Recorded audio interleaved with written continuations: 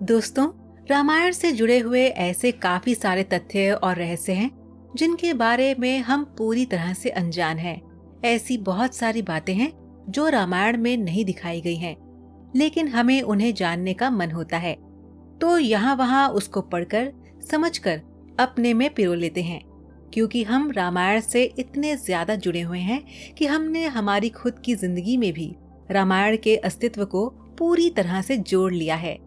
रामायण काल में ऐसी बहुत सारी घटनाएं हुई हैं जिनमें हर किरदार के बारे में विस्तार में जाने तो रामायण जितनी खुद बहुत सारी बड़ी गाथाएं बन जाएं।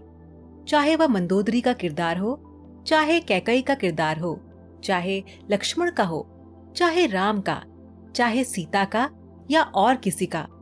तो आज हम ऐसे ही किरदार के बारे में बात कर रहे हैं जो उस रहस्य से जुड़ा हुआ है जिन्होंने आज से 7000 साल पहले रामायण को समुद्र में डुबो दिया था। रामायण को समुद्र में डुबोने के पीछे आखिर ऐसी कौन सी परिस्थिति थी जो उन्हें ऐसा करना पड़ा? तो आज हम वही बात यहाँ पर जानेंगे। और बात उस किरदार की करें तो इस घटना से संबंध किसी और का नहीं बल्कि हनुमान जी स्वयं जुड़े हुए हैं।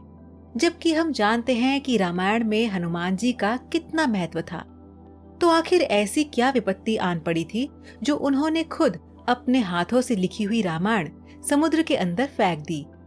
आखिर ऐसी क्या बात थी जो युगों युगों तक लोगों के बीच में आने से पहले ही उन्होंने समुद्र के अंदर अपने हाथों से लिखे इतिहास को फेंक दिया?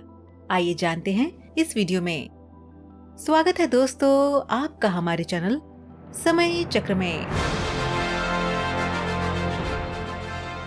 इस बात से तो हम सभी काफी अच्छी तरह से परिचित हैं कि रामायण वाल्मीकि जी ने लिखी थी, लेकिन हम अगर रामायण से जुड़े हुए हैं तो हमने कहीं न कहीं एक तस्वीर देखी है जिसमें दिखाया जाता है कि हनुमान जी रामायण पढ़ रहे हैं, हनुमान जी रामायण का पाठ कर रहे हैं, हनुमान जी कुछ लिख रहे हैं। तो यही एक घटना है जिसके बारे में आज हम आपको इस वीडियो में बताने जा रहे हैं। ये बात उस समय की है जब रामायण का आखिरी पड़ाव यानी कि राम और रावण का युद्ध समाप्त हो चुका था। उस वक्त राम का राज्य अभिषेक भी हो चुका था। राज्य अभिषेक होने के उपरांत रामायण के सभी पात्र राम जी के राज्य अभिषेक में मौजूद थे। राज्य अभिषेक होने के बाद सब कुछ वैसा ही चल रहा था जैसा हम उस परिस्थिति में सोच सकते हैं। सब अपनी अपनी जगह पहुंच चुके थे। उस वक्त हनुमान जी हिमालय के पर्वत पे राम जी का ध्यान करने लग गए। वह उस समय बहुत सारी बातों को दोहरा रहे थे, उन सभी पलों को जी रहे थे जो उस वक्त उन्होंने राम जी के साथ वनवास काल में जी थी। वह हमेशा राम का जाप करते रहते थे और राम की भक्ति में इतने लीन हो गए थे कि उन्होंने एक बड़ी पत्थर शिला पर अपने नाखूनों से रामायण लिख डाली। लेकिन उसी वक्त दूसरी जगह वाल्मीकि जी भी रामायण को लिख रहे थे। जब वाल्मीकि जी को पता चला कि हनुमान जी हिमालय के पर्वत पर बैठकर राम और सीता के वनवास काल का वर्णन करने वाली कोई गाथा लिख रहे हैं, तो वे तुरंत हनुमान जी के पास हिमालय पर पहुंचे और उन्हें अपनी लिखी हुई रामायण बताई। और जब हनुमान जी ने उन्हें पढ़ा तो हनुमान जी अति प्रसन्न हुए। हनुमान जी ने वाल्मीकि जी से कहा कि आपने तो इतने शुद्ध विचारधारा से आलोकित तरीके से इसका वर्णन किया है, उतना तो मैं भी नहीं कर सका।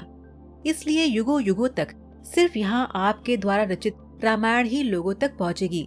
ये बात कहकर हनुमान जी अपनी शिला पर लिखी हुई रामायण को अपने बाजुओं में उठाकर समुद्र तट पर ले गए और उसे वहाँ समुद्र के अंदर विसर्जित कर दिया।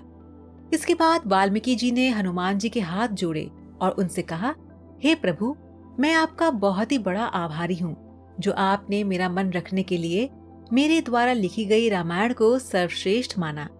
लेकिन मुझे बहुत ही दुख हुआ कि आपके द्वारा लिखित रामायण सर्वश्रेष्ठ होने पर भी आपने मुझे चुना।